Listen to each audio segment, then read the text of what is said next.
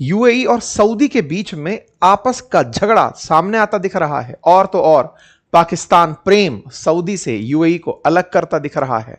ये सारी चर्चा आज के सेशन में, क्योंकि दुनिया के लिए आज का ये दिन बड़ा ऐतिहासिक कंसीडर होगा, क्योंकि आने वाले समय में तेल की कीमतें तय करते समय सऊदी का सिक्का यूएई चलने नहीं देगा। और जो यूएई को नहीं जानते, आसान भाषा में समझिए, दुबई और आबू धाबी देश, मतलब 7 अमीरात हैं, उसमें दुबई और आबू धाबी मेन है। समझिए ये लोग अब सऊदी को किनारा कर रहे हैं। पूरी कहानी को आज के समझ खुलेगा और इन देशों से होकर के तेल निकलना शुरू होगा।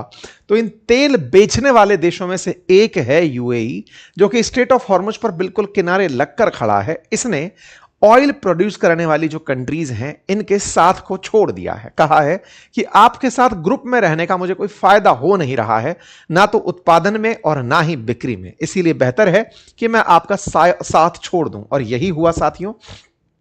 ऑयल प्रोड्यूस करने वाली कंट्रीज जो हैं, ऑयल एक्सपोर्ट करने वाली कंट्रीज जो हैं, उनका समूह ओपेक आज 12 से 11 का रह गया है। और ऐसे में आने वाले समय में जब स्ट्रेट ऑफ हॉर्मुज खुलेगा, उस समय पर दुनिया को सस्ते दामों पर तेल मिलेगा या महंगे दामों पर? क्या सऊदी और यूएई के बीच आपको युद्ध देखने को मिलेगा? क्या पाकिस्तान आने वाले समय में इन दोनों के बीच रार का कारण बनेगा? या इजराइल अब्राहम अकॉर्ड का फायदा उठाते हुए यूएई का मित्र बनकर सऊदी को पाकिस्तान के हाथों पटखनी दिलवाएगा? इन सारे विषयों पर आइए एक एक करके डिटेल में चर्चा करते हैं। चर्चा इसीलिए क्योंकि 28 अप्रैल को कच्चा तेल निर्यात करने वाला संगठन, ऑर्गेनाइजेशन जिसका नाम है ओपेक, और उसका एक अन्य एक्सटेंडेड पार्ट जिसका नाम है ओपेक प्लस, वहां से यूएई ने निकलने का फैसला कर लिया।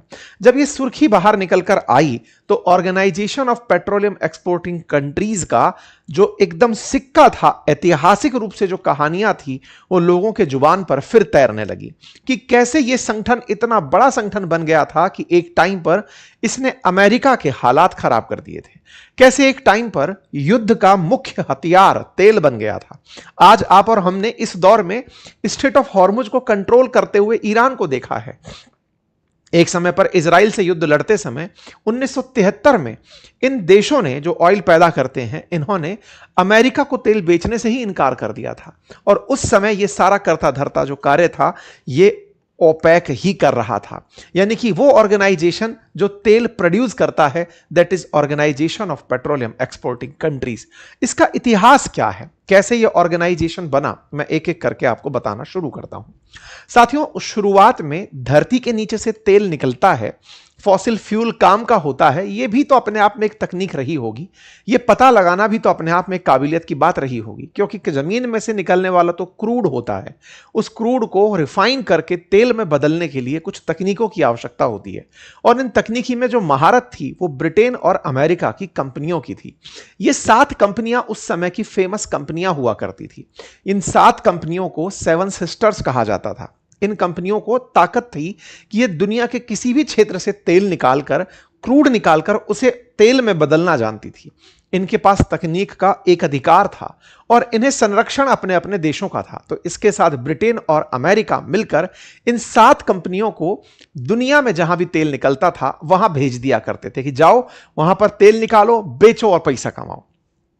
ऐसा ही जब इन्हें तेल का भंडार इस गल्फ कंट्रियों के संगठन में मिला, जब इन जीसीसी देशों में तेल भंडार का पता चला, तो इन्होंने तय किया कि इन देशों के कुओं से तेल निकालेंगे और तेल निकालकर उसे उचित दामों पर बेचकर लाभ कमाएंगे। जिस देश के कुएं हैं, उन देश के कुओं को कुछ रॉयल्टी देते रहेंगे, यह कहकर कि जब जमीन आपकी थी तो हमने यहां पर इसका प्रोडक्शन कर लिया। आपको ध्यान होगा, जब ट्रंप ने वेनेजुएला से मादुरो को उठाया, उस समय एक लाइन कही थी कि हमारी कंपनियों को वेनेजुएला ने भगा दिया था, हम तो अब वापस जाकर वेनेजुएला को प्राप्त कर रहे हैं। तो फिर यह क्या कहानी थी? कहानी यह थी कि ये जितने भी कंपनी थी, इनसे प्रताड़ित होकर 1960 में 5 बड़े देश जिनका ऑयल प्रोडक्शन में बड़ा नाम था, उनमें ईरान भी था, इराक भी था, कुवैत भी था, सऊदी भी था और सऊदी भी था और वेनेजुएला भी था। इन 5 देशों ने 1960 में इराक के शहर बगदाद में मिलकर एक बातचीत का आयोजन किया। बगदाद मीटिंग कहते हैं इसे। और कहा कि तेल हमारा, जमीन हमारी, प्रोडक्शन करने वाली ये कंपनियां हम पर राज कैसे कर लेती हैं। तो बोले क्या करें?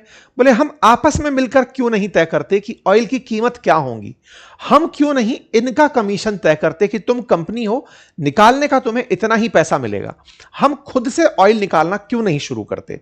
शुरुआती तौर पर इस आइडिया को लोगों ने ज्यादा तवज्जो नहीं दी कि ठीक है, जिनके कुएं हैं वो कर क्या लेंगे। लेकिन धीरे धीरे इन देशों के पास बढ़ते पैसे ने खुद की रिफाइनरीज डलवाना शुरू किया और इन देशों का धीरे धीरे अपना स्तर बढ़ने लगा। इतना बढ़ा कि इन कंपनियों को आदेश दिया गया कि अब यह सारा की सारा सेटअप जिस देश में आपने लगाया है उसी देश का होगा। इसे ही राष्ट्रीयकरण कहते हैं। रिफाइनरियों का राष्ट्रीयकरण कर दिया गया। रिफाइनरीज का जब राष्ट्रीयकरण होना शुरू हुआ तो इन गल्फ कंट्रीज ने पूरे पूरे सेटअप को अपने कंट्रोल में ले लिया। इससे पहले तक अमेरिका ने इन्हें और परेशान करने के लिए एक मैंडेटरी ऑयल इंपोर्ट कोटा लागू किया था, जिसका तर्क था कि यदि कोई देश तेल बेचना चाहता है तो तेल की सीमाएं तय की गई कि कनाडा इतना तेल बेचेगा या फिर अमेरिका का कोई साथी देश है वो इतना बेचेगा, और इन देशों में जिनके पास तेल भले ही है लेकिन ये ज्यादा तेल नहीं बेचेंगे। तो अमेरिका से त्रस्त थे, सेवन सिस्टर कंपनी से त्रस्त थे। इन देशों ने मिलकर के जो अपना समूह बनाया, यही समूह 1960 में ओपेक कहलाया। तो ईरान, इराक, कुवैत, सऊदी अरब और वेनेजुएला ने मिलकर के जो संगठन बनाया, यह संगठन असल में अमेरिका से और अमेरिकी कंपनियों से, ब्रिटिश कंपनियों से त्रस्त होकर बना एक संगठन था। लोगों ने शुरुआत में इसको वैल्यू नहीं दी, लेकिन 1973 में जब अरब इजराइल वॉर शुरू हुआ तब दुनिया में एक ऑयल क्राइसिस शुरू हुआ। साथियों, जो आज आप ईरान इजराइल सुन रहे हैं, ऐसे ही 1973 में भी एक बार इजराइल वर्सेस पूरे अरब वर्ल्ड संयुक्त रूप से लड़ने के लिए गए थे। इसे यौम कूपर युद्ध के नाम से भी जाना जाता है। साथियों, 1967 में इजराइल ने हमला करते हुए अपने पड़ोस के जितने भी देश हैं, इधर इजिप्ट की तरफ अगर निकले तो सिनाई पेनिनसुला तक, उधर की तरफ लेबनान आधा ले लिया, सीरिया में गोलन हाइट्स तक काम कर दिया, इधर वेस्ट बैंक पूरा कब्जा लिया, जॉर्डन के अंदर एंट्री कर गए, बहुत सारे क्षेत्र के ऊपर इजराइल ने कब्जा कर लिया था।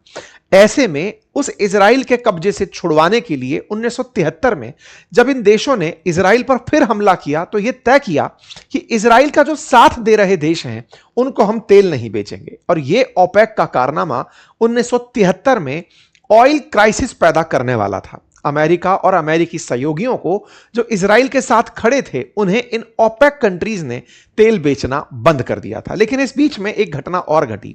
शुरुआत में ये जो 5 देश थे जिन्होंने ओपेक बनाया था, इनके साथ और भी देश जुड़ते चले गए थे और उन्हीं क्रोनोलॉजी में 1967 के अंदर इन देशों में यूएई भी शामिल हुआ था। आज कुल 12 देश ओपेक कंट्री हैं और इनके साथ 10 ऐसे देश भी हैं जो ओपेक तो नहीं हैं लेकिन ओपेक का एक्सटेंशन माने जाते हैं, जिन्हें हम ओपेक प्लस कंट्री कहते हैं। साथियों, ओपेक और ओपेक प्लस कंट्री दुनिया के कुल 60% तेल का उत्पादन करते हैं, जिसमें से अकेला ओपेक यानी कि Organisation of Petroleum Exporting Countries, जिनमें 12 देश हैं, वो दुनिया के 40% आज के ऑयल प्रोडक्शन को कंट्रोल करते हैं और दुनिया में तेल के ज्ञात भंडारों का 80% नियंत्रित करते हैं।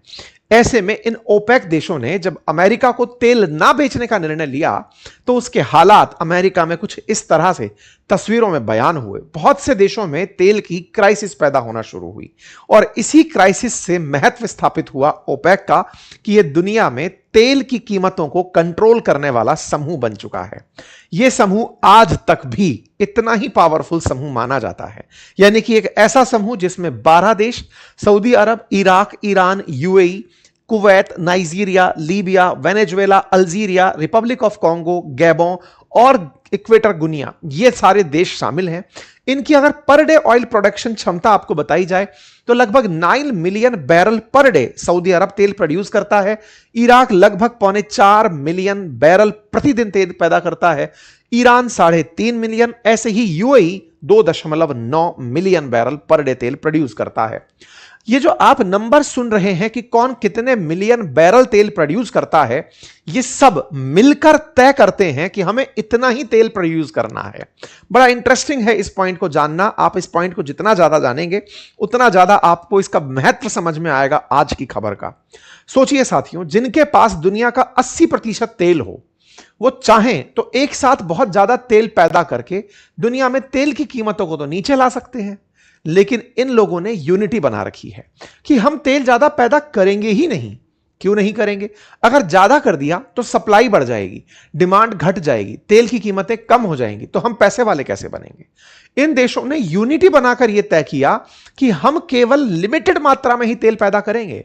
हमारे पास दुनिया का भंडार जरूर है, लेकिन फिर भी कम तेल बाहर निकालेंगे। इससे सप्लाई के अंदर हमेशा भूख बढ़ी रहेगी कि साहब हमें सॉरी डिमांड में भूख बढ़ी रहेगी और सप्लाई हमेशा कंट्रोल रहेगी। जितना डिमांड बढ़ेगा प्राइस बढ़ेगा। आज आप सोचकर देखिए, दुनिया में ऑयल की कीमतें स्ट्रेट ऑफ हॉर्मुज ब्लॉक होने से आसमान छू रही हैं। यह आसमान छूती कीमतें बिना स्ट्रेट ऑफ हॉर्मुज ब्लॉक हुए भी 1973 में हुई थी। ऐसे मल्टीपल टाइम जब जब इजराइल को पनिश करना था या अमेरिका से नाराजगी दिखानी थी, इन देशों ने प्रोडक्शन रोक दिया कि लो जी हम तो तेल की कीमतें बढ़ाएंगे। इसका मतलब समझिए, इन देशों ने एक नियम बना रखा है कि हम इतना ही तेल निकालेंगे। इसे कहते हैं कोटा सिस्टम। और इस कोटा सिस्टम को तय करता है सऊदी अरब।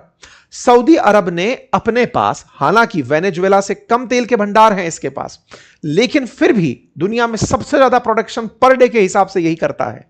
और सबसे ज्यादा प्रोडक्शन लगभग 9 million barrel per day produce करके औरों से कहता है कि तुम कम प्रोड्यूस करो ताकि दुनिया में डिमांड सप्लाई बनी रहे। यूएई यही नाराज हुआ है। यूएई ने कहा, और इसके बहुत से कारण हैं, हम उन्हें डिकोड करेंगे।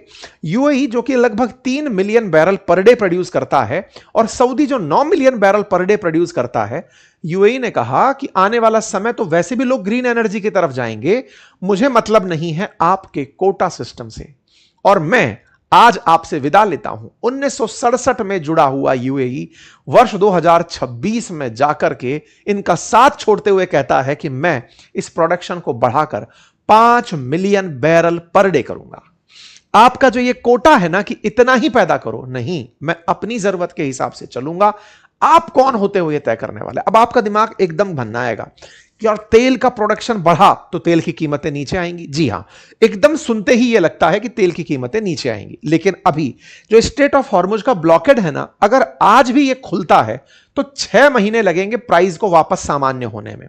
क्योंकि जितनी ज्यादा प्राइसेस अनस्टेबलाइज हो रखी हैं, जितने प्रोडक्शन रुके हुए हैं, सिस्टम को वापस से बहाल होने में जितने लोन चढ़े हुए हैं, जितने स्ट्रेटेजिक रिजर्व खाली हो गए हैं, उन्हें भरने में अभी लगभग 6 महीने का समय लगेगा।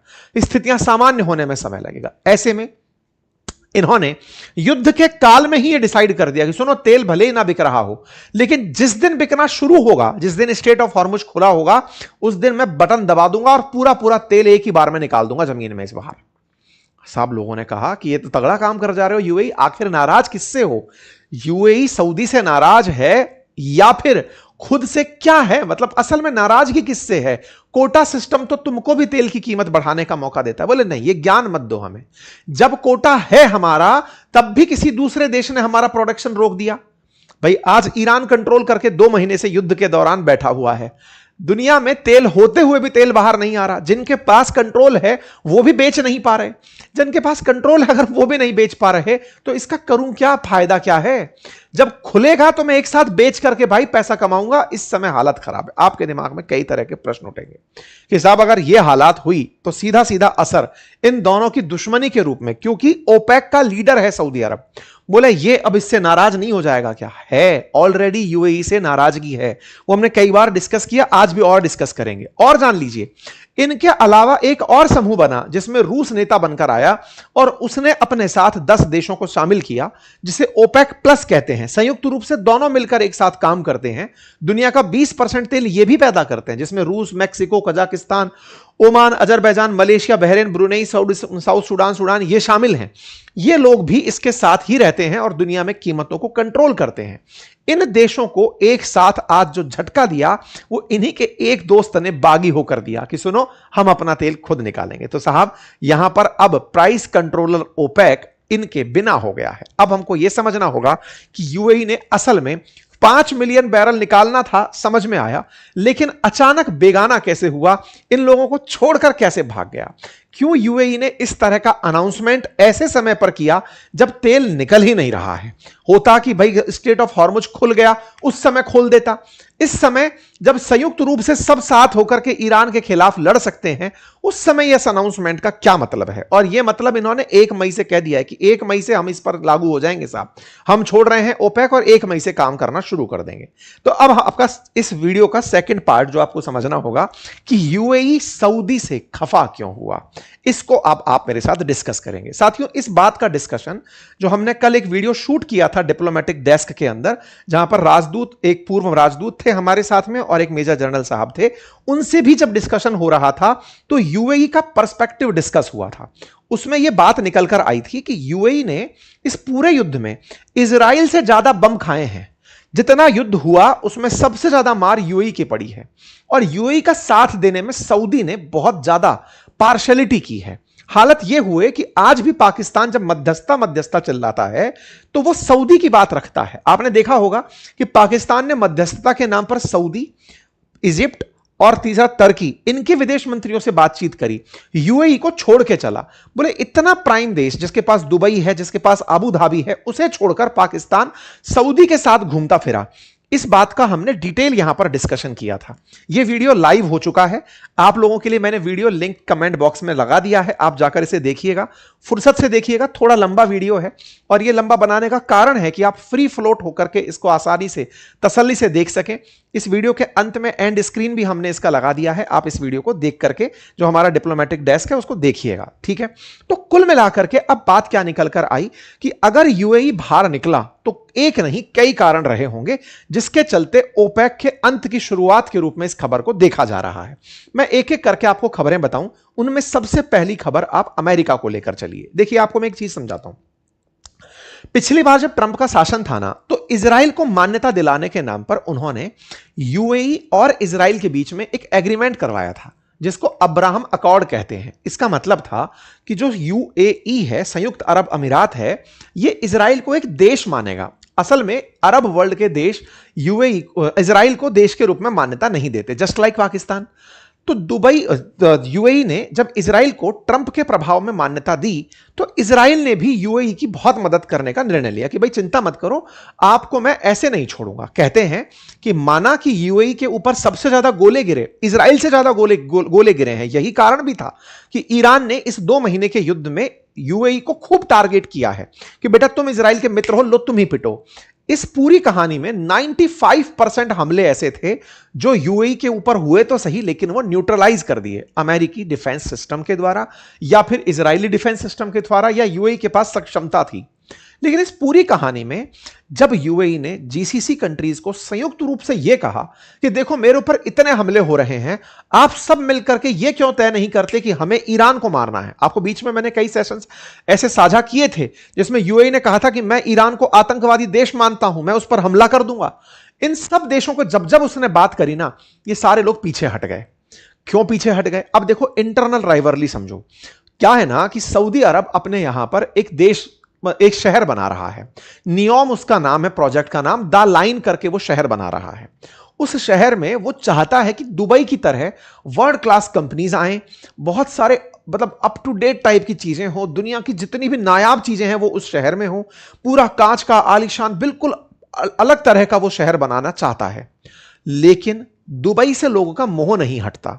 सऊदी, और देखिए चाहे सऊदी हो चाहे कतर हो, इन सबको असल मोटिवेशन दुबई ने दिया है, अबू धाबी ने दिया है, क्योंकि इन लोगों की प्रोग्रेस दोहा के विकास के लिए भी, रियाद के विकास के लिए भी और द लाइन जो प्रोडक्ट है उसके विकास के लिए भी मोटिवेशन बनी। इवन आप सोचिए कि जो गाजा है ना, उस गाजा में ट्रंप जो राफा शहर बनाना चाहते हैं, वो गाजा प्रोजेक्ट भी असल में दुबई से मोटिवेटेड है कि दुबई जैसा बनाना है। आजकल दुबई अपने आप में एक मॉडल हो गया कि ऐसा बनाना है, लेकिन दुबई दोबारा तो बन नहीं सकता। जब तक एक दुबई है तो दूसरा दुबई कैसे बनाए? तो इन लोगों ने दुबई की बर्बादी का तमाशा देखा। यह बात यूएई को समझ में आई। उसे समझ में आई कि इस युद्ध में हम सोच रहे थे कि सब एक साथ पीड़ित हो रहे हैं, लेकिन सऊदी मुझे पीड़ित करवाना चाहता था कि दुबई का अस्तित्व खत्म हो और यहां से कंपनियां भागें तो कोई और देश तलाशें। और देश तलाशे तो हम उसके अंदर विकल्प बने। आप समझिए कितनी बड़ी दुश्मनी थी। आप कहेंगे कि साहब ये बात तो मतलब बहुत ही अजीब हो गई।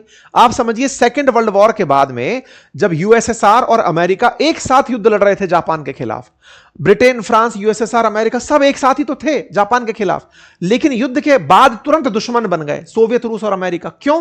बोले तुम साथ होकर के भी तुम साथ नहीं थे, तुम न्यूक्लियर बम चला दिए, हमें बताए नहीं। यह दर्शाता है कि इनकी आंतरिक राइवलरी साथ में थी, और वो आंतरिक राइवलरी का पहला परिणाम आपने देखा, यह साफ साफ दिखाई दिया। आपको ध्यान होगा कि अमेरिका पहले भी